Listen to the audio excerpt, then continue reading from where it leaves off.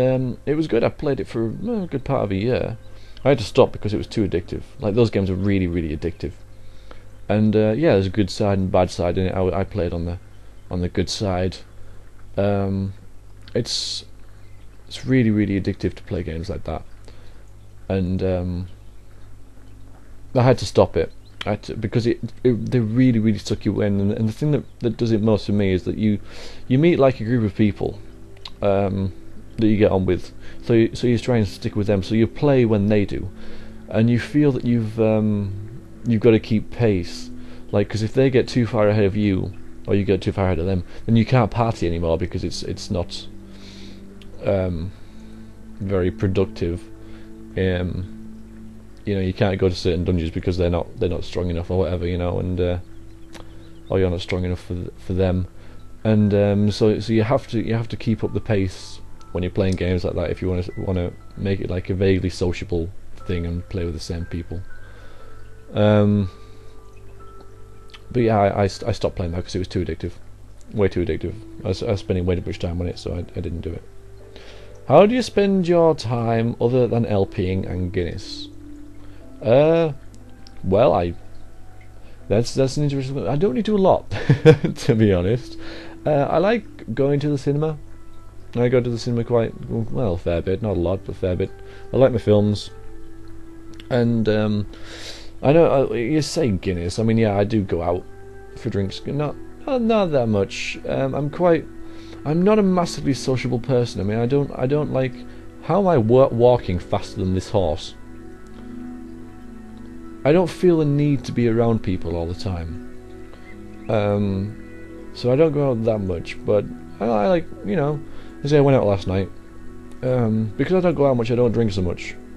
I don't, feel pretty bad after 4 pints, honestly. So yeah, it's a cheaper night. I like writing, even though I haven't done any for a while. But I do try and write and make my own content. I mean, I've been writing for a good number of years now. There's an event. There's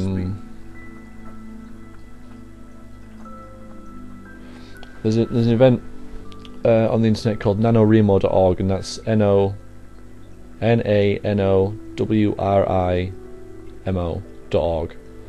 And what that is, it happens in November, and it just gives you a running tally of how much you've written, and you've got to write 50,000 words in 30 days, just of your own fiction. And there's no real prize for it or anything. It just it's just something that gives you motivation to do it. And I did it in November, and I completed it. So November was a busy month for me. But yeah, I did it.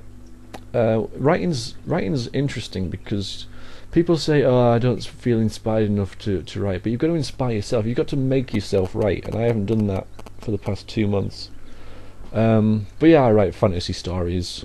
I've made my own setting. It was going to take the shape of a website, but it's never seen the light of day. But yeah, just geeky stuff like that. And I've got my own place, so I've got to occasionally clean it, and obviously I got to work and stuff. You got to go to work, pay the bills. I've also got interest in computing, so sometimes I've got a reputation as being a computer whiz, even though I'm really not. But at work, I've got a reputation as a computer whiz, so sometimes I have to go around to people's houses and fix install drivers or whatever that's gone wrong, or reinstall Windows, stuff like that. Anyway, moving on. Which 5 games would you say had the biggest impact on you? Well, this list that I've compiled a list, and this list basically is your top 5 games, because the ones that you have the most impact on you are the ones that you remember the most, aren't they? And they're obviously going to be your favourite games. So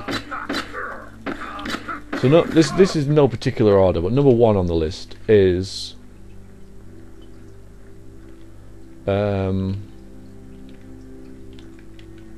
let's go this way. I've no idea where I am.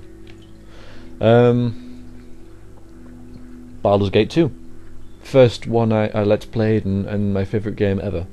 it's the ultimate role-playing experience. It's got, you know, it's got the plot, it's got the characters that go with it. The look and feel of the game, the way it works is it's fantastic. It really is.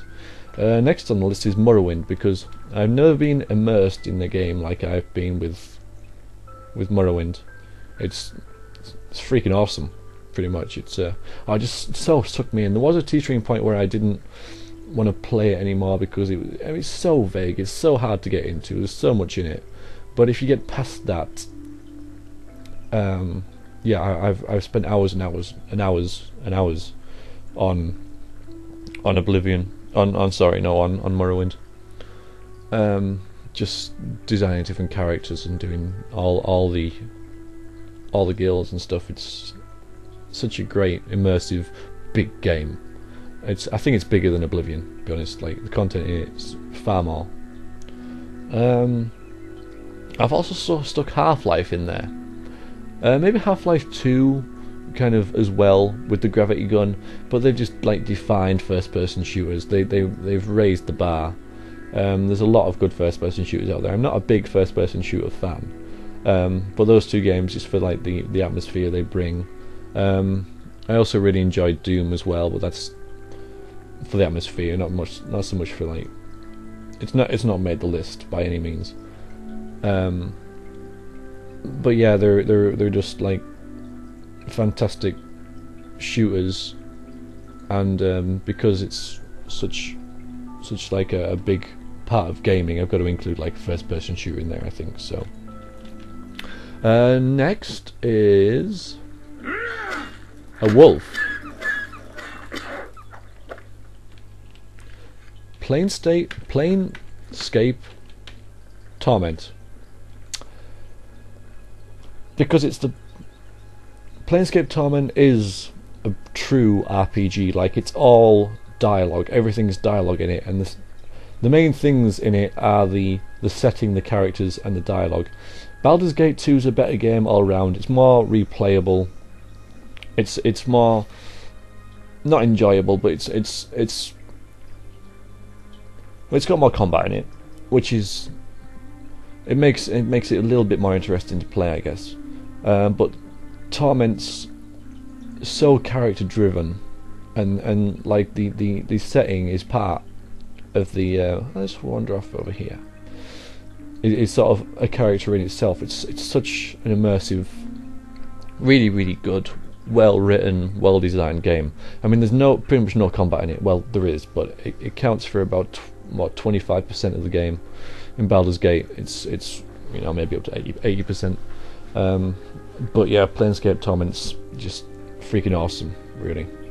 And last, I've stuck Zelda Ocarina of Time in there for my good old N64, because I wanted an N64 game in there. And out of all of them, that's just fantastic. It's the only Zelda game I've ever finished. So, and it's just like for an adventure game, for just the time, it blew my mind. It really did. It was amazing. Okay, next. What is your most played/favorite PC game, and do you take LP requests? Well, my favourite game is Baldur's Gate 2, and I guess I've played it. It's a cross between that and Morrowind, which I've played more, but I think I've played Baldur's Gate 2 a little bit more. And do you take LP requests? Well, I take suggestions, yes. I mean, you can suggest games. The 3 games that have caught my mind that people have suggested are Knights of the Old Republic, Temple of Elemental Evil, and Vampire the Masquerade Bloodlines, is it called? They're the 3 that have really got my attention and gone, oh, hang on a minute, I can maybe I should play those. So you can suggest things. I mean, I am always just going to play the games that I want to play, because it's not like a job or anything, and I'm doing this for fun. So you can suggest games that you think might be good for me, but at the end I'm just going to play the games that I know and love, really. But feel free to make suggestions. Next page. What made you decide to enter the seedy world of LPing, and how do you know see June 23? That's a